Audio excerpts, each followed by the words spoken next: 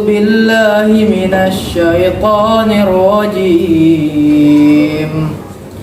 بسم الله الرحمن الرحيم ومن يتق الله يجعل له مخرجا ويرزقه من حيث لا يحتسب ومن يتوكل على الله فهو حسبه إن الله بالغ أمره قد جعل الله بكل شيء قدرا صدق الله العظيم.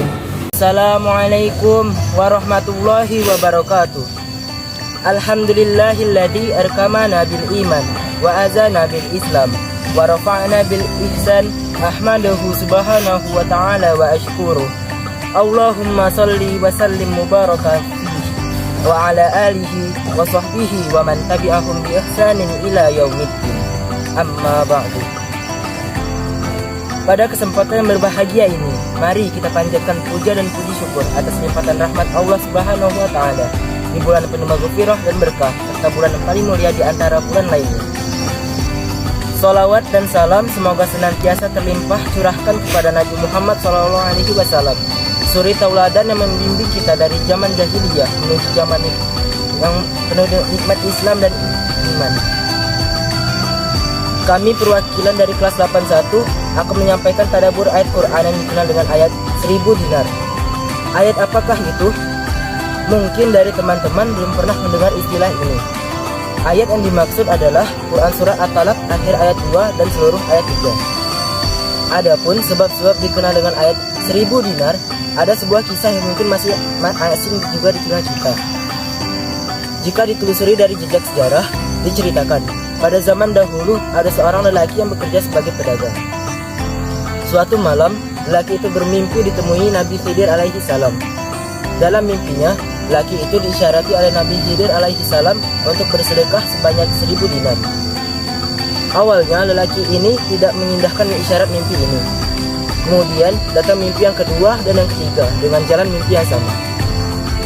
Lelaki itu kemudian berpikir bahwa mimpi yang ia alami merupakan kebenaran. Setelah bersedekah sebanyak 1000 dinar, lelaki itu bermimpi lagi bertemu Nabi Khidir alaihi salam. Lalu lelaki itu diajari oleh Nabi Khidir alaihi salam ayat 2 dan 3 surah At-Talaq untuk diamalkan oleh lelaki itu. Sesuai dengan isyarat Nabi Khidir, lelaki itu istiqomah mengamalkan ayat ini. Suatu ketika, lelaki itu hendak pergi berdagang ke pulau seberang menaiki sebuah kapal. Ketika di tengah laut, ombak besar dan angin besar menyerang kapal yang ia naiki. Lelaki itu sibuk bertawakal sembari mengamalkan ayat yang Nabi Khidir alaihi salam amalkan. Ombak yang besar membuat kapal itu pecah. Diketahui tidak ada yang selamat dari musibah itu, kecuali lelaki pedagang itu. Ketika badai sudah reda, lelaki itu sadar mendapati dirinya terdapat di sebuah tempat tepi pantai. Di negeri yang sungguh asing baginya. Ternyata barang yang ia bawa juga ikut terseret ombak bersamanya ke tepi pantai. Dan ajaibnya, tidak ada yang rusak sedikit pun. Musibah yang ia telah alami membuatnya sadar akan kebesaran Allah dan membuatnya yakin akan fadilah dari ayat yang selalu ia amalkan. Lelaki itu lalu memutuskan untuk menetap dan berdagang di negeri itu dengan terus mengamalkan ayat yang diajarkan Nabi Khidir alaihi salam. Dinamakan ayat 1000 dinar adalah karena khasiat ayat 1000 dinar yang jika dibaca insya Allah akan memudahkan kita dalam mencari rezeki. Mari kita kaji ayat beserta tafsirnya. Firman Allah Subhanahu wa taala, Bismillahirrahmanirrahim. Wa may yattaqillaha yaj'al lahu makhraja wa yarzuquhu min haitsu la yahtasib.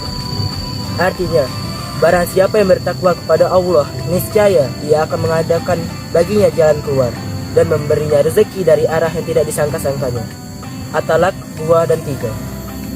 Maksudnya, barang siapa yang bertakwa kepada Allah dalam semua apa yang diperintahkan kepadanya dan meninggalkan semua apa yang dilarang baginya, maka Allah akan menjadikan baginya jalan keluar dari urusannya dan memberinya rezeki dari arah yang tidak disangka-sangkanya, yakni dari arah yang tidak terbetik dalam hatinya.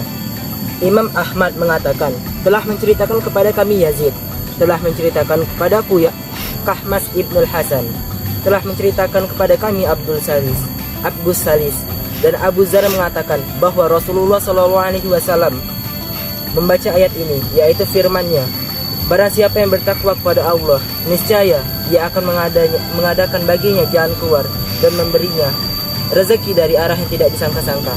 At-Talaq 2 dan 3 hingga akhir hayat. Kemudian beliau SAW bersabda yang artinya, Hai Abu Dzar, seandainya semua manusia mengamalkan ayat ini, niscaya mereka akan diberi kecukupan. Abu Dzar melanjutkan bahwa Rasulullah SAW membaca ayat ini berulang-ulang pada hingga ia merasa mengantuk. Kemudian beliau SAW bersabda, Hai Abu Dzar, apakah yang engkau lakukan bila engkau keluar dari Madinah? Aku menjawab, aku akan berangkat menuju kepada keluasan dan ketenangan, dan aku akan menjadi salah seorang dari pelindung kota Mekah. Rasulullah SAW bertanya, apakah yang kau lakukan bila kamu keluar dari kota Mekah? Aku menjawab, aku akan berangkat menuju. Rasulullah SAW bertanya, apakah yang kau lakukan bila kamu keluar dari kota Mekah? Aku menjawab, aku akan berangkat menuju keluasan dan ketenangan, yaitu ke negeri Sam dan Baitul Maqdis. Rasulullah SAW bertanya lagi, apakah yang kau lakukan bila kamu keluar dari negeri Syam? Aku menjawab, kalau begitu, demi Tuhan yang telah mengutus engkau dengan hak, aku akan meletakkan pedangku dan dari pundakku, yakni berhenti berjihad. Rasulullah SAW bertanya, apakah ada yang lebih baik dari itu? Aku balik bertanya, apakah ada yang lebih baik dari itu? Rasulullah SAW menjawab, kamu tunduk dan patuh kepada pemimpinmu, sekalipun dia adalah seorang budak Habsyi, hamba saya dari negeri Habsyah. Ibnu Abu Hatim mengatakan, telah menceritakan kepada kami Ahmad Ibnu Mansur Ar-Ramadi, telah menceritakan kepada kami Ali Ibnu Ubaid, telah menceritakan kepada kami Zakaria, dan dari Amir dari Syitir Ibnu Syakal yang mengatakan bahwa ia pernah mendengar Abdullah Ibnu Mas'ud mengatakan bahwa sesungguhnya ayat yang paling global dalam Al-Quran adalah firman-Nya, sesungguhnya Allah menyuruh kamu berlaku adil dan berbuat kebajikan. An-Nahl ayat 90. Dan ayat yang paling besar mengandung jalan keluar dalam Al-Quran adalah firman Allah SWT, barang siapa yang bertakwa kepada Allah, niscaya Dia akan mengadakan baginya keluar. Surat At-Talaq ayat 2. Di dalam kitab Musnad Imam Ahmad disebutkan bahwa telah menceritakan kepadaku Mahdi Ibnu Ja'far, telah menceritakan kepada kami Al-Wahid Ibnu Muslim dan Al-Hakam Ibnu Mus'ab dari Muhammad bin Ali Ibnu Abdullah Ibnu Abbas dari ayahnya, dari kakeknya yaitu Abdullah Ibnu Abbas, yang mengatakan bahwa Rasulullah pernah bersabda, barang siapa yang memperbanyak bacaan istighfar, maka Allah akan mengadakan baginya dari setiap kesusahan pemecahannya dan dari setiap kesempitan jalan keluar, dan Allah memberi rezeki dari yang tiada disangka-sangkanya. Ibnu Mas'ud dan Mas'ud mengatakan, sehubungan dengan makna firman-Nya, barang siapa yang bertakwa kepada Allah, niscaya Dia akan mengadakan baginya jalan keluar. At-Talaq ayat 2. Yakni dia mengetahui bahwa jika Allah menghendaki, niscaya memberinya, dan jika Allah tidak menghendakinya, niscaya Dia mencegahnya dari arah yang tidak disangka-sangkanya. At-Talaq ayat 3. Maksudnya dari arah yang tidak diketahuinya. Demikianlah menurut apa yang diriwayatkan oleh Ibnu Jarir. Telah diriwayatkan pula hal yang semisalnya secara mursal melalui jalur Salim Ibnu Abul Ja'ad. Imam Ahmad mengatakan, telah menceritakan kepada kami Sufyan dari Abdullah Ibnu Isya dan Abdullah Ibnu Abul Ja'ad dari Sauban yang mengatakan bahwa Rasulullah pernah bersabda, sungguhnya seseorang hamba benar-benar sumbat rezekinya disebabkan suatu dosa yang dilakukannya.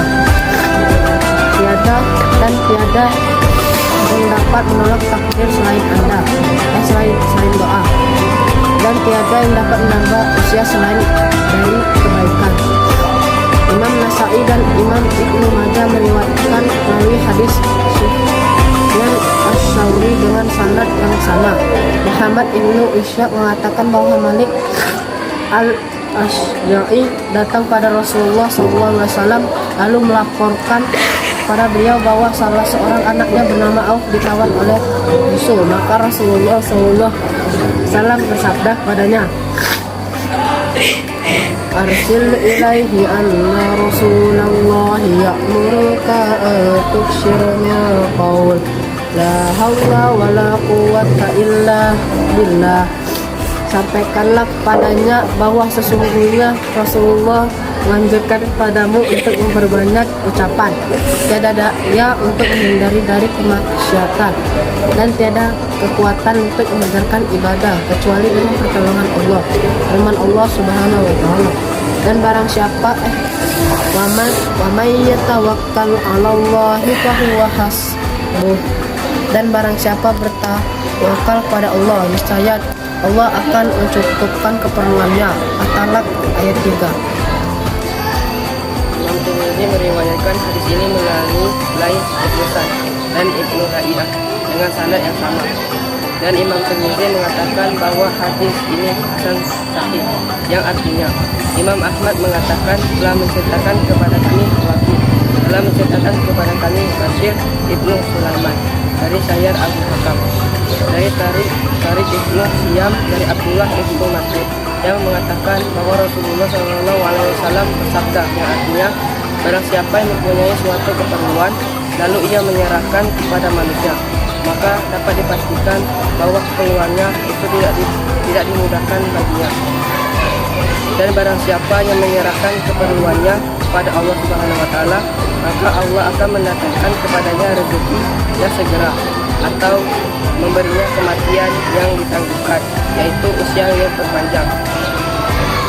Kemudian Imam Ahmad meriwayatkan dari Abdul Razak, dari Sufyan, dari Bashir, dari Sayyar alias Abu Hamzah. Selanjutnya Imam Ahmad mengatakan bahwa sanad inilah yang benar, karena Sayyar Abu Hakam belum pernah meriwayatkan hadis dari Tarik. Firman Allah Subhanahu wa taala, Innallaha balighu amri. Sesungguhnya Allah melaksanakan urusan yang dikehendakinya. Surat At-Talaq ayat 3. Yakni melaksanakan ketetapan dan hukum-hukum yang berlaku terhadap makhluknya, memuat apa yang dikehendaki dan apa yang diinginkannya. Qad ja'alallahu likulli syai'in qadara. Sesungguhnya Allah telah mengadakan ketentuan bagi tiap-tiap sesuatu. Surat At-Talaq ayat 3. Semakna dengan apa yang telah disebutkan oleh firman-Nya, Fakulla syai'in indahu bimiqdar, dan segala sesuatu pada sisinya ada ukurannya. Surat Ar-Ra'd ayat 8. Demikian tadabbur Quran surat At-Talaq ayat 2-3 dari kami. Semoga dari penyampaian tadi ada hikmah yang bisa kita petik, dan semoga bermanfaat bagi kita semua.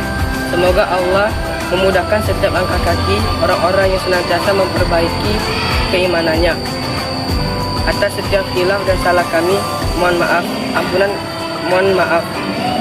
Atas setiap khilaf dan salah kami, mohon maaf. Atas setiap khilaf dan salah kami, mohon ampunan kepada Allah Subhanahu wa taala, dan kepada pemirsa kami mohon maaf. Barakallahu fikum, wallahu alam bisawab. Wassalamualaikum warahmatullahi wabarakatuh.